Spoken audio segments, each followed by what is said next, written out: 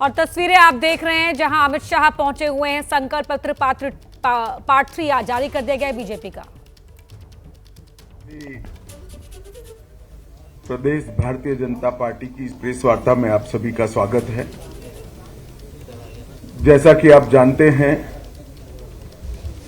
आज दिल्ली 2025 विधानसभा चुनाव के लिए भारतीय जनता पार्टी का संकल्प पत्र का अंतिम हिस्सा जारी करने के लिए मैं आप सबके सामने उपस्थित हुआ हूं।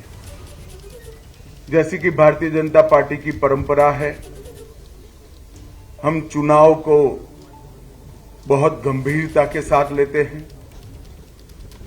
चुनाव को जनसंपर्क का माध्यम भी मानते हैं और चुनाव के माध्यम से बनने वाली सरकारों के नीति निर्धारण को निश्चित करने के लिए हम जनता के बीच में जाकर चुनाव में भारतीय जनता पार्टी से क्या अपेक्षा है, इसकी परीक्षा भी करते हैं।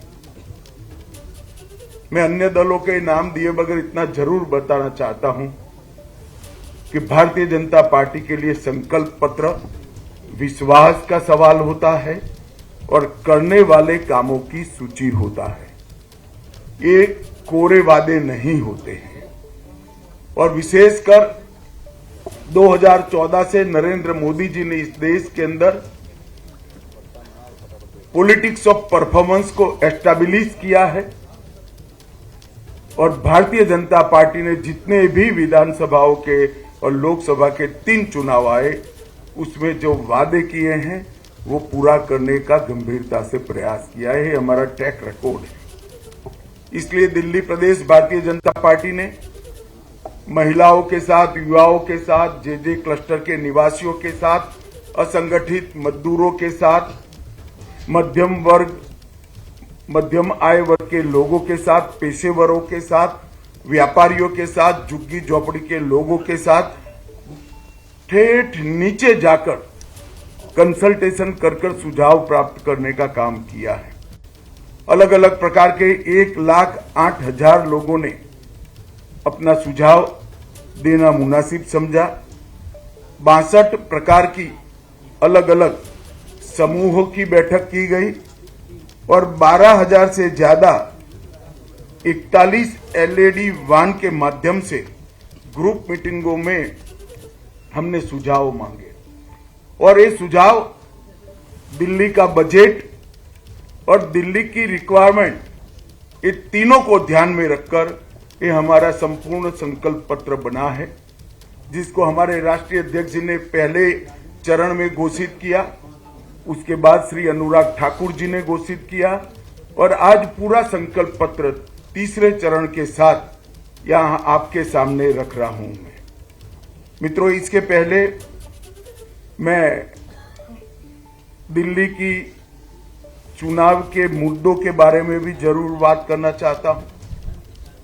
हमने जनता के वादे पूरे न करने वाली सरकारें भी देखी हैं, जनता के वादे पूरे कर विश्वास अर्जित कर चुन के आने वाली भी सरकारें देखी हैं और असमर्थता घोषित करती हुई भी सरकारें देखी हैं। मगर एक ऐसी सरकार श्री केजरीवाल दिल्ली में चला रहे हैं जो वादे करते हैं, पूरे नहीं करते हैं और फिर से झूठ के एक बहुत बड़े पुलिंदे के साथ, भोले से चेहरे के साथ जनता के सामने उपस्थित होते हैं। मेरे राजनीतिक जीवन में मैंने इस प्रकार से सफाई से झूठ बोलने वाला व्यक्ति मेरे जीवन में नहीं देखा है। और बोलने में, कठोर शब्द बोलने में मुझे कोई झिझक नहीं है, क्योंकि मैं कन्विंस हूं। मैं इससे कन्विंस हूं, इसलिए मैं कह रहा हूं। ढेर सारे ऐसे वादे इन्होंने किए कि जिनको पूरा करने के लिए इनके पास ना तो समय है, ना इच्छा है, ना संकल्प है। मैं सबसे पहले श्री केजरीवाल को ये याद कराने आया हूं कि इन्होंने कहा था कि मेरी सरकार का कोई मंत्री सरकारी बंगलो नहीं लेंगे, और उन्होंने बंगलो लिया।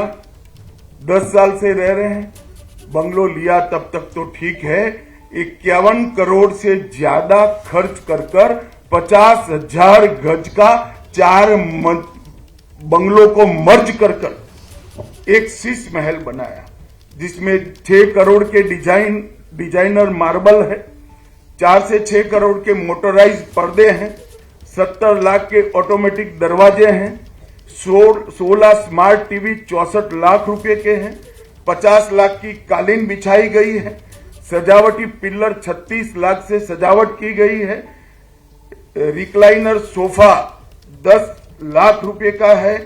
और ये घर के अंदर रहकर भी आज तक दिल्ली की जनता को इसका जवाब नहीं दे रहे। मैं पूछने आया हूं, अन्ना के आंदोलन से आपने आपकी राजनीतिक पार्टी का जन्म लिया, सादगी का वादा किया था, कहा था ना गाड़ी लेंगे ना बंगला लेंगे, और एक करोड़ों रुपयों का घर बनाकर केजरीवाल जी आप रह रहे हो। इसका दिल्ली की जनता आपसे जवाब मांग रही है। उन्होंने कहा था कि रिहायशी क्षेत्रों से हम शराब की दुकान बंद कर देंगे। केजरीवाल जी, आप रिहायशी क्षेत्र छोड़िए, आपने स्कूलों को नहीं बख्शा, मंदिरों को नहीं बख्शा, गुरुद्वारों को नहीं बख्शा, इसके करीब में दुकान बनाने का लाइसेंस दे दिया, ठेके दे दिए, और हजारों करोड़ रुपए का घपला घोटाला भ्रष्टाचार शराब के अंदर करा है। और इस शराब का घोटाला दिल्ली के शिक्षा मंत्री ने किया है।